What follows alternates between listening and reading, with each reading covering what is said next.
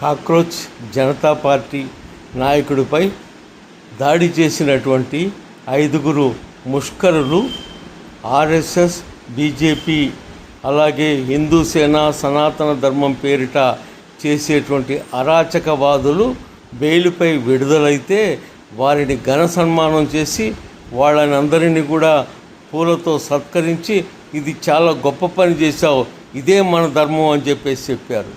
అంతేకాకుండా అంతకుముందు బాలిక మీద అత్యాచారాలు చేసినటువంటి వారు అలాగే బెయిల్పై విడుదలైతే వాళ్ళను కూడా అదే రకంగా సత్కరించారు.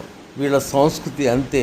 ముఖ్యంగా మహిళల పట్ల ఉన్నటువంటి గౌరవం ఏమాత్రం లేకుండా వాళ్ళని హీనంగా చూడటం అనేటువంటిది వాళ్ళకి ఆనవాయితీగా వస్తున్నటువంటి. అంతేకాకుండా ఎవరైతే ప్రశ్నించే శక్తులని వాళ్ళని మీద దాడి చేసి తద్వారా వాళ్ళు ఏంటంటే లబ్ధి పొందాలని చూస్తున్నారు.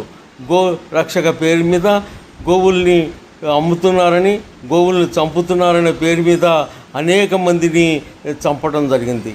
అయితే ఇప్పుడు గోవులు సంబంధించినటువంటి వాటి మీద అన్నకి పిచ్చెంబొడ్డైపోయారు.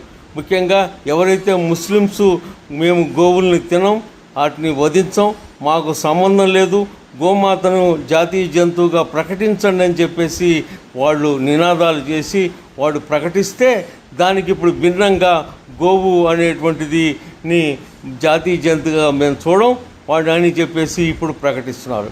ఇటువంటి తప్పుడు పద్ధతులు, మాట మార్చే పద్ధతులు, అలాగే ఏంటంటే అవమానించేటువంటి పద్ధతులు ఏవైతుందో అరాచక శక్తులని పెంచి పోషిస్తున్నటువంటి ఆర్ఎస్ఎస్, బీజేపీ శక్తులని ఏవైతే సనాతనం పేరు మీద చేస్తున్నటువంటి కుట్రలని తిప్పికొట్టాలని తెలియజేస్తున్నాను.